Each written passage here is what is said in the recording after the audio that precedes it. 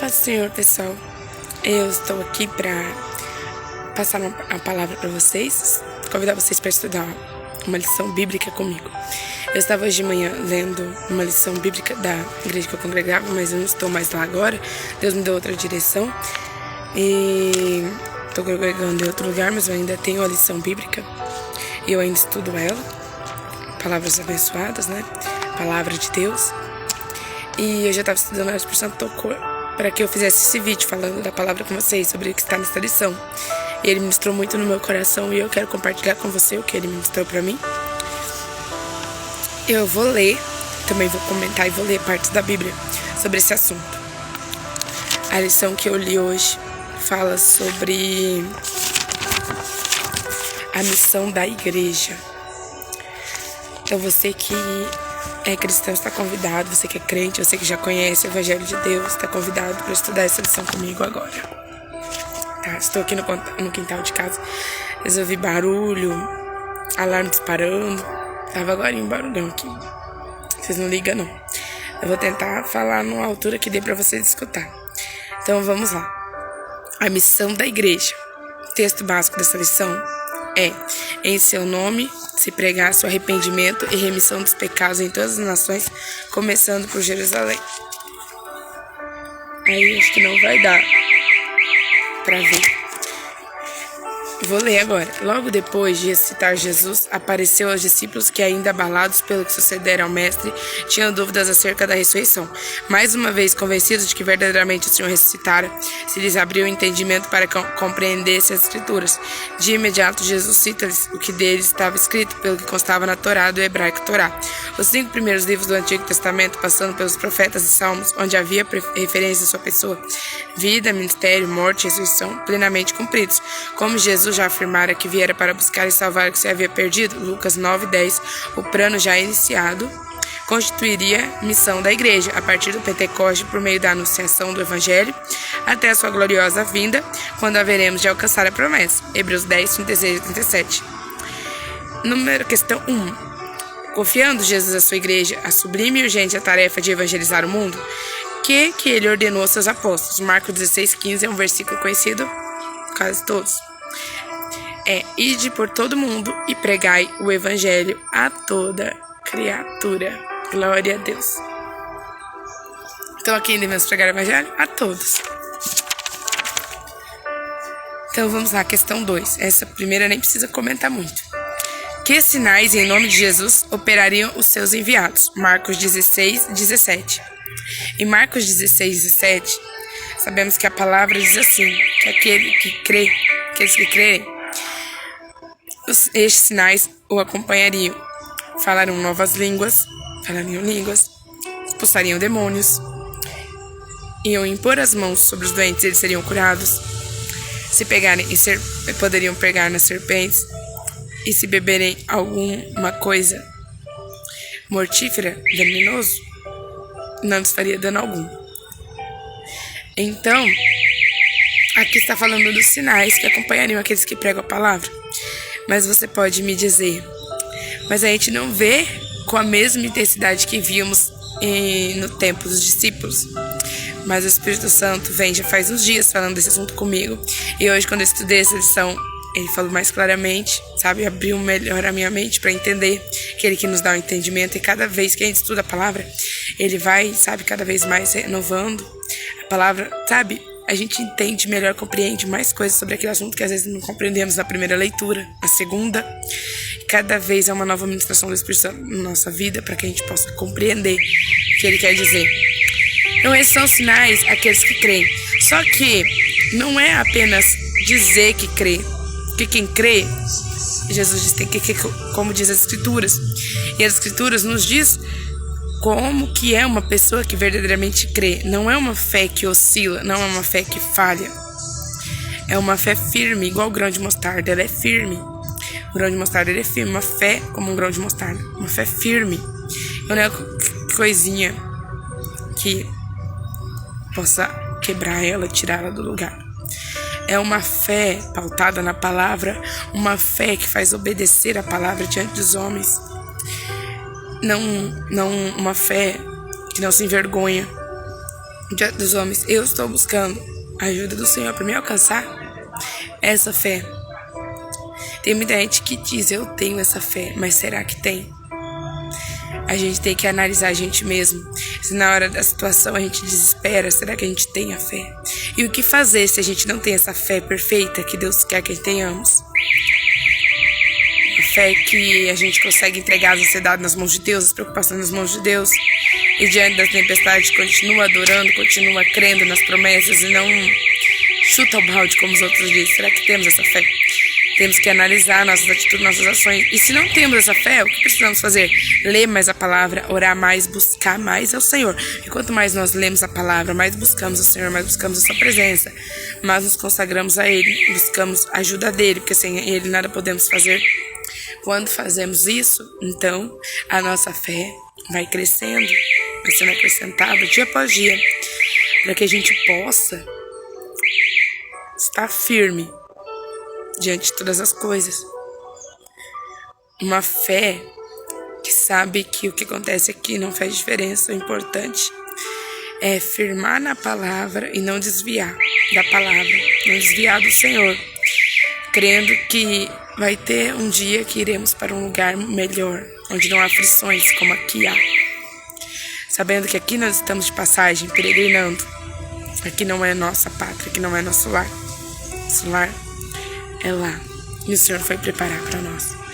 Então, é isso. Então vamos para a próxima questão, que é bastante questão aqui, gente. Tentar adiantar. Para que a nova igreja cumprisse o que lhe for ordenado, o que era necessário receber? A resposta é receber poder. Jesus foi bem claro em Lucas 24:49 e Atos 1:8. Ele disse aos seus discípulos para que esperassem em Jerusalém para receberem a promessa do Pai. Que o Espírito Santo, que desceria sobre eles o Espírito Santo e eles iam receber poder e seriam testemunhas de Cristo em todo o mundo. Então, era isso que eles tinham que esperar, receber poder. Então, uma das coisas importantes para quem está à frente de uma obra, quem está à frente de uma missão, quem está evangelizando, quem vai evangelizar, quem tem uma obra em mãos para fazer, que é ir, pregar, evangelizar, curar os enfermos, ele precisa primeiro receber o poder do alto, precisa que o Espírito Santo desça sobre ele. Glória a Deus. Glória a Deus. Estou sentindo a presença de Deus aqui falando desse assunto. Normalmente sempre tem assuntos da Bíblia, quando eu falo o Espírito Santo, ele me renova, é maravilhoso. Glória a Deus, aleluia. Então precisamos buscar poder. O que eu preciso fazer para buscar poder? Coloca o seu joelho no chão, meu irmão, minha irmã. Coloca o seu joelho no chão. Adora bastante, dá muito glória a Deus, vai glorificando. Quando começar a chorar na presença de Deus, não fica com a boca fechada, não. Dá mais glória ainda. Glória a Deus, aleluia. Santo, santo é o nome do Senhor. Quanto mais você glorificar, mais você se enche do Espírito Santo. E quanto mais cheio você ficar, vai chegar um momento que vai transbordar. E neste momento o Espírito Santo vai descer sobre você. E você vai receber poder. Então glorifica muito, adora muito. E não tenha vergonha, não tenha medo. Porque quem tem medo, o amor de Deus não está aperfeiçoado nele ainda. Ele não deve ter medo de receber as coisas de Deus. Não devemos ter medo de receber o poder de Deus, o Espírito Santo. Porque tem pessoas que vão falar, tenho medo de coisas novas. Tenho medo, eu quero, mas tenho medo. Peça ao Senhor para tirar o medo e busca, lê a palavra para você compreender quão maravilhoso é sentir a presença do Senhor, sentir a alegria do Espírito Santo e ter este poder que nos ajuda a permanecer fortes. Quando estamos, depois que recebemos esse poder, precisamos continuar alimentando o nosso espírito, não podemos parar, para que a gente seja constantemente renovados pelo Senhor e assim possamos continuar firmes e inabaláveis, resistindo a todo ataque do inimigo, as batalhas, as provações, para que venhamos ter força e ânimo e a direção do Espírito, que cada vez buscando mais, ele nos direciona, nos guia, nos direciona e nos guia diante das coisas deste mundo, diante das nossas aflições, diante de todas as coisas. Ele vem nos dirigindo, nos guiando, para que sejamos conforme a vontade do Senhor. Então, aqui fala, vamos ler um pouquinho o comentário. A ordenança do Senhor aos seus apóstolos seria plenamente executada após a unção que lhe seria concedida. O batismo com o Espírito Santo capacitou a igreja para a realização da grande missão, evangelizar o mundo. O poder que eles receberam no Pentecoste tornou eficazes os esforços na propagação das boas novas do Evangelho. A disposição de Cristo é que a obra iniciada no Pentecoste prosseguisse com poder cada vez maior, sem perder nada de sua profundidade, intensidade e pureza, à medida que chegasse a todas as pessoas. E o que o Senhor fez aqueles dias, é necessário que faça também pelos dias de hoje. Tudo que os primitivos fizeram, os cristãos devem hoje fazer também cada membro da igreja. Nós devemos trabalhar com tanto e maior fervor, dirigidos pelo Espírito Santo e por ele ungidos, em medida tanto maior quanto o aumento da impiedade exige um mais decidido apelo ao arrependimento.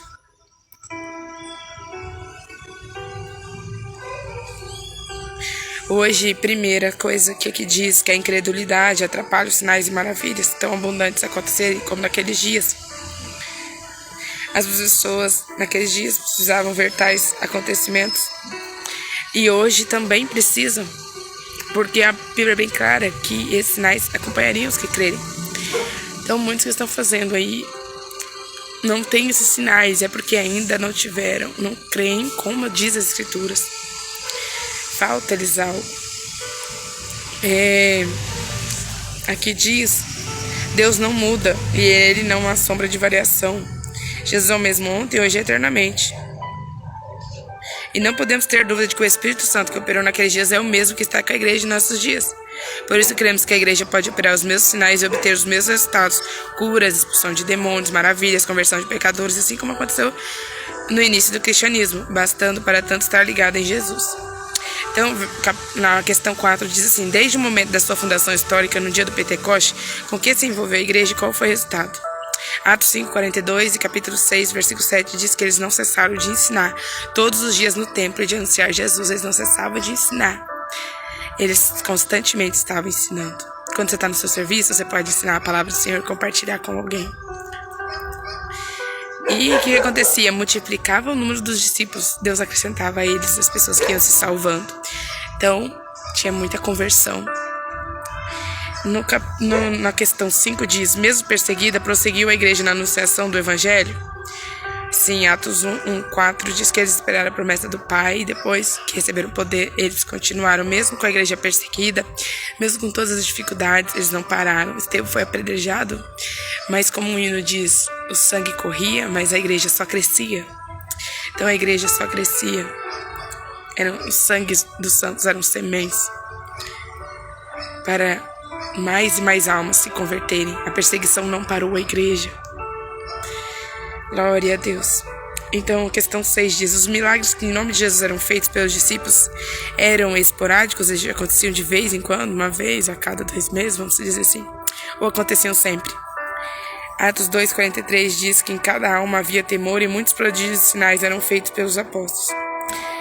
E você vê no Atos 3, Atos 4, Atos 5, que os sinais e os prodígios acompanhavam e eram constantemente, sempre havia muitos sinais e prodígios que faziam que as pessoas crescem na palavra. Eu quero dizer algo. O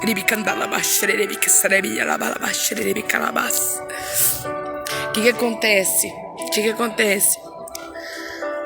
A palavra do Senhor nos mostra a necessidade de crer.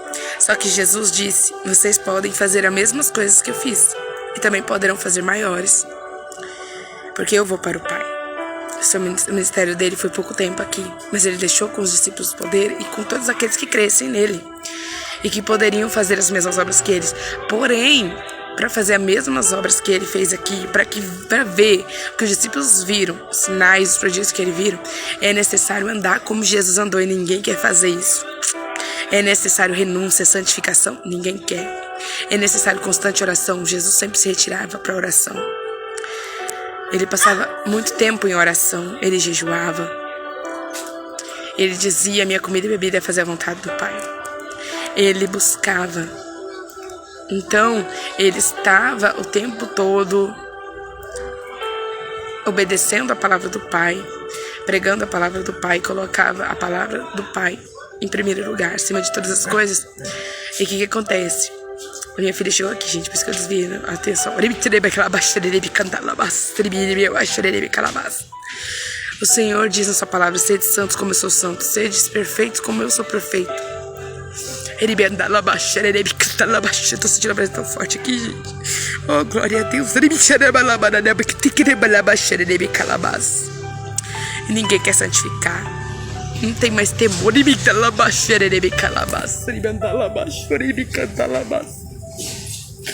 Quando a gente fala, precisa de santificação, precisa de oração, hora de oração, precisa de busca. As pessoas falam: não tem como, todo mundo tem algum pecado, alguma fraqueza. Jesus veio como um homem e ele buscou obedecer ao Senhor em tudo, e ele foi sujeito a todas as tentações, passou todas as tentações que um ser humano normal poderia passar, porque ele veio como ser humano, carne. Você precisa entender isso.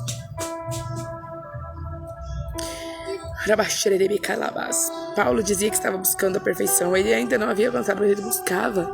E as pessoas não querem buscar, elas falam: é normal isso. E quanto mais diz é normal pecar, não tem problema. Isso só faz perder o temor nos corações, não há santificação, não há busca como Deus quer.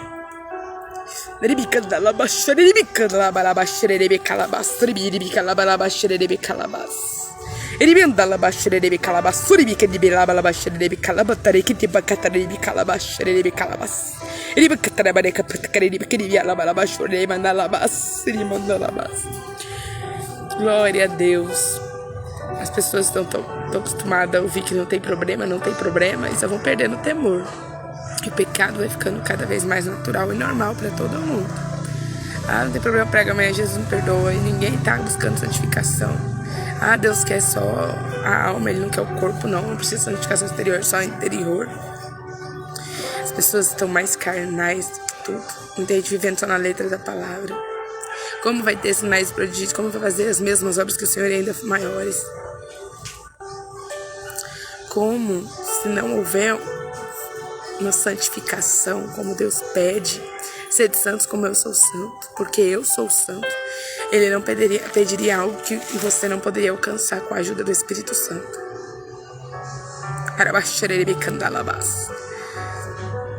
É o que ninguém quer buscar, ninguém quer renunciar, ninguém quer santificar.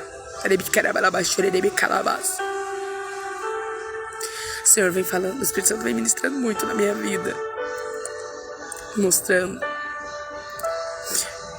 que é necessário. Você quer, eu quero isso para sua vida.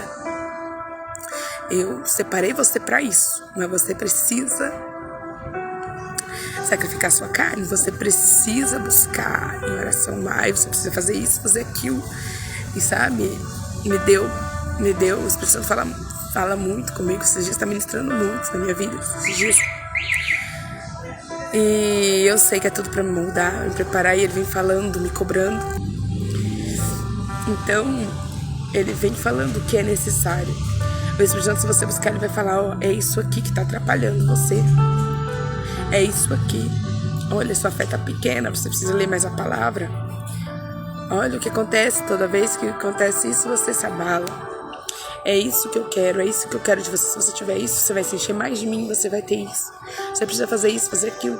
Ele vai direcionando, ele vai me mostrando. E agora é opção minha, se eu quero viver aquilo que o Senhor diz pra mim. Você pode viver, mas se você crer, como diz as Escrituras, você pode fazer tudo que eu fiz, mas se você andar como eu andei. A Bíblia diz que devemos andar como Cristo andou, mas ninguém quer andar como Cristo andou. Ninguém quer renunciar, ninguém quer sofrer. Eu disse: sofremos com Cristo, com ele reinaremos, mas ninguém quer sofrer, ninguém quer renunciar, ninguém quer santificar. E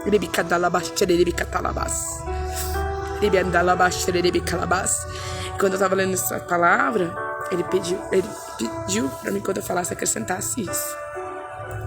Não adianta ir com pecado de estimação, querer evangelizar e achando que o paralítico vai levantar. Não adianta sair andando no hospital com uma pessoa morta e acreditar que os mortos do hospital vão ressuscitar, os que estão morrendo. Vai chegar no hospital, alguém morrendo na cirurgia, você vai orar que vai ressuscitar. Se você estiver em pecado, Se você não estiver numa santificação, se você não tiver santidade, se você não tiver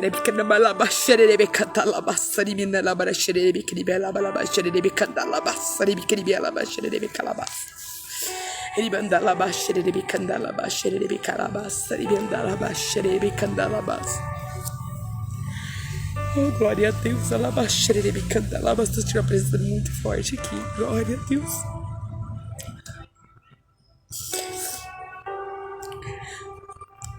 Eu vou continuar lendo aqui, gente.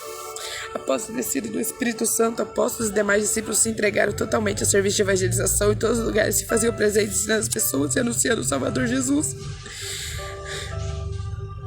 Nem mesmo as perseguições interromperam a missão da igreja. Todos estavam dispostos a pagar o preço, mas ninguém quer pagar o preço hoje. Querem só facilidade. Vai falar, não é suficiente.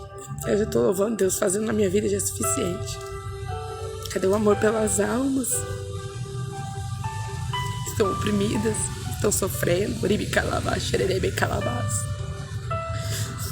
Glória a Deus. Todos estavam dispostos a pagar o preço, mesmo com a própria vida, se necessário fosse. O que importava era obedecer a Deus. Milhares foram curados e alcançados pela palavra, de tal sorte que muitos sacerdotes, antes de arredios e descrentes, passaram a obedecer a fé em Cristo Jesus. Sinais e maravilhas eram resultado dos milagres de muitas curas, eram testemunhados por todos, de tal sorte que os apóstolos revestidos do poder do alto testemunhavam da ressurreição do Senhor Jesus, e mediante os prodígios que eram operados comprovavam que Jesus não estava morto, mas vivo, pois em seu nome eram feitas todas essas coisas. Capítulo 7, questão 7. Conscientes da missão a cumprir, qual era a prioridade dos apóstolos? Atos 6, 2 e 4. Pregar a palavra, perseveravam em oração e pregavam a palavra. Sem oração também não dá, gente. Precisa de oração, muita oração, orar sem cessar. Não é só 10 minutos, não é só 5 minutos quando você se levanta, não, é muita oração, oração constante, para você vencer as tentações, todos os momentos. Quase terminando, filho, espera um momento. Questão 8. Em consequência da obra evangelizadora realizada pela igreja, que nações foram alcançadas? Colossenses 1, 6 diz que todo mundo foi alcançado, a palavra foi pregada por todo mundo. E no versículo 23 diz que foi pregada, Paulo disse, foi pregada a palavra a toda criatura. A palavra já foi pregada a toda criatura. E hoje, cadê você que recebeu o poder de Deus, mas que parou de alimentar o seu espírito? E não está preocupado com as almas. Desde que recebe o Espírito Santo e acha, agora não preciso mais fazer nada. Buscou muito para receber, mas depois também parou.